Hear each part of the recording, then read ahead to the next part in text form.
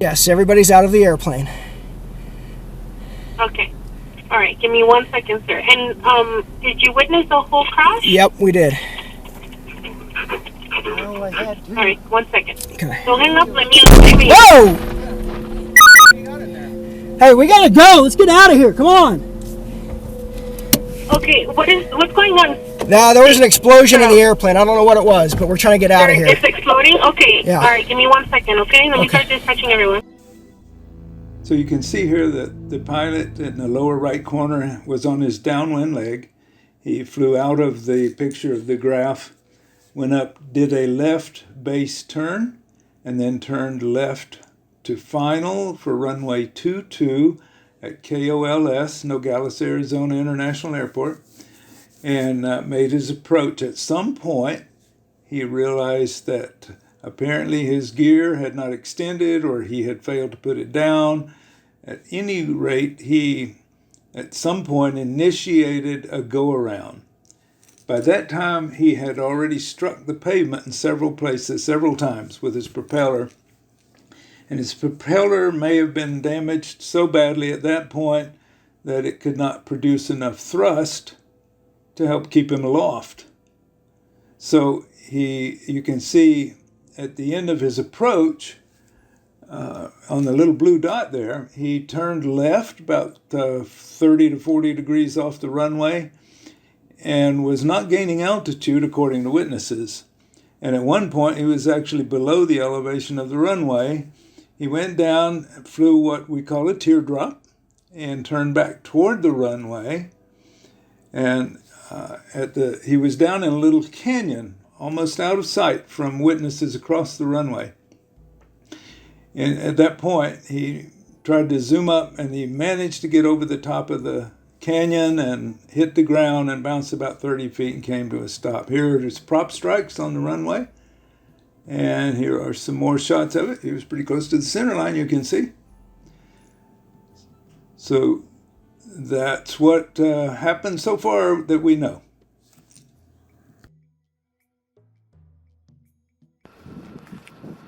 The front of the airplane is the firewall in the engine.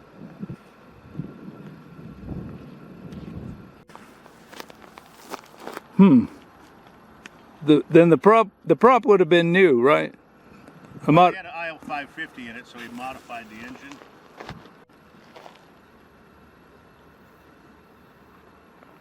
That's something to see.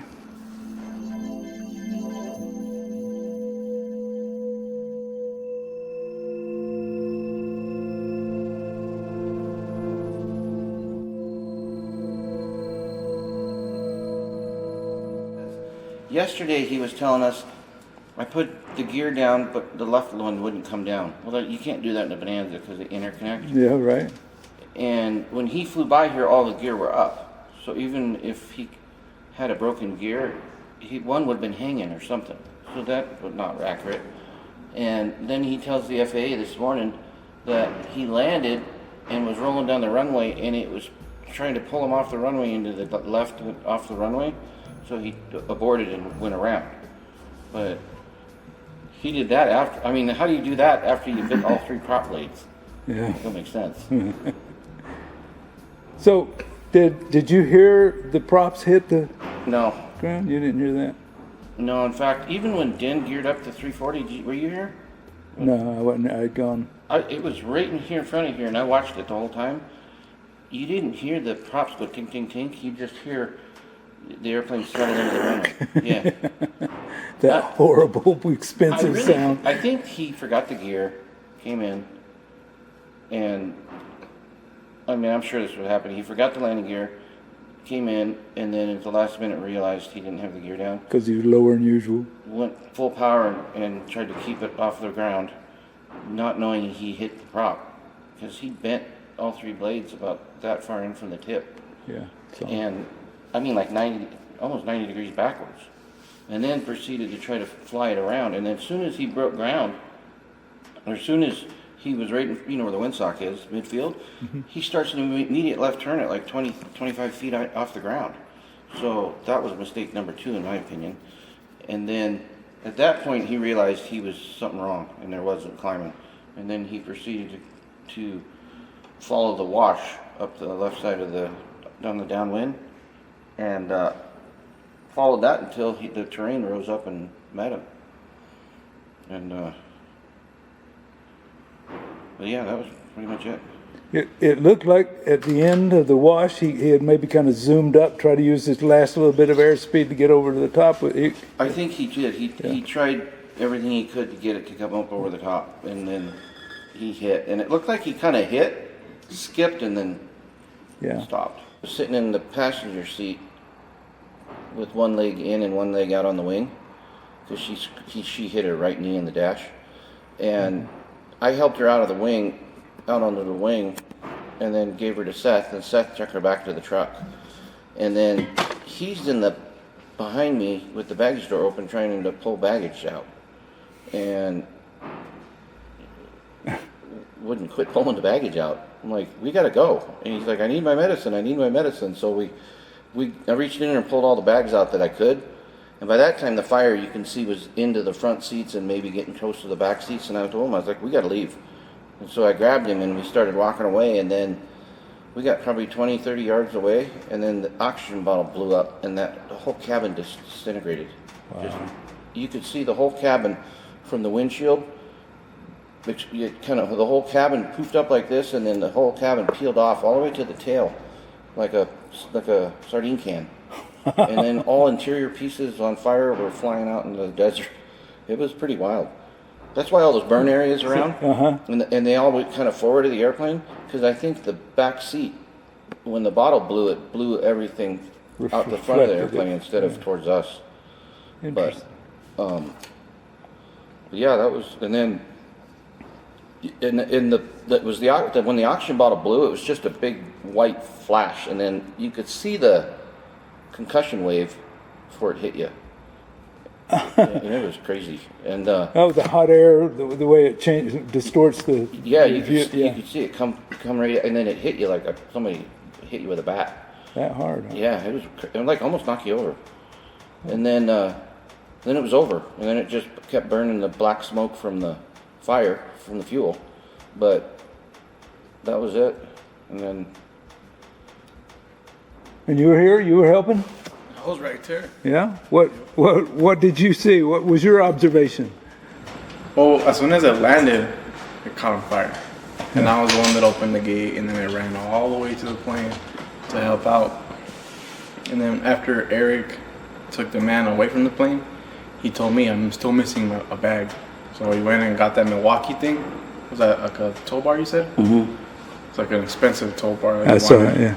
And I was like, okay, we gotta leave. Like, that's it. No more. And he's like, okay, but my computer and this and that. And I'm like, nah, that's it. And then as soon as we were just relaxing in the car, and bam. I need my computer. No, you don't. Yeah. That was crazy.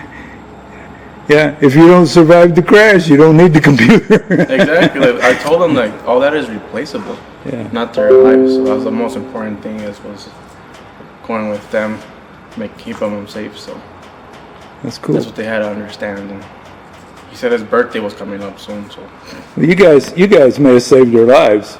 Definitely. They probably would have stayed and then got all their luggage out, and then the oxygen bottle would have blown. The worst part was the fire wasn't bad enough that you didn't feel like you had to be very far from the airplane.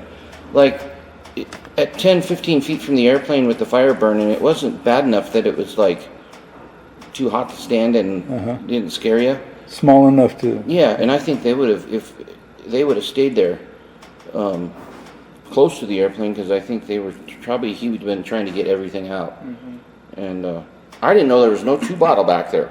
And because I asked him after it blew up, I said, did you have an oxygen system in it? And he said, I had a bottle in the back seat. And I said, oh, so that's what blew. So it was maybe a medical bottle instead of an aviation. It might have, but boy, it was violent. And then Marco was all the way where Seth's hangar is, and he heard it. Wow. Yeah, and then another friend of mine was flying over the top of the airplane. You're lucky shrapnel didn't. Yeah. Well, a friend of mine was flying over the top of the airplane when it went about a mile north of it, looking at it when he saw it blow up from the air. And he says it was just a big bright white light. And interesting, it was white, not fiery red or orange. Yeah. I guess because of all that pure oxygen I guess. filled up, yeah, because oxygen just ignites. It was like Apollo 11 all over again, or whichever one it was. But, I mean, I've been around a lot of airplane accidents, but not ones that caught on fire. Mm-hmm. That changes the whole outcome. If you get an airplane accident on fire, you don't have long to get out of the way. Yeah, that's what we're taught. If we go down in a field or something, first thing is get out and get away from the airplane. And you know, the little fire extinguishers we carry in the airplane, Mm-hmm. they're really only good for putting you or your passengers out of fire. Yeah. Because they're not going to put out anything on the airplane. Yeah. He had a little kiddie fire extinguisher. I saw it. And he had dumped that whole thing and it didn't make a dent. And he slowed it down. Yeah, didn't even slow it down. Well, thank you guys. Appreciate what you did for them. Yeah. You bet. No Yeah. problem. Hopefully somebody does it for me. Hope they don't have to.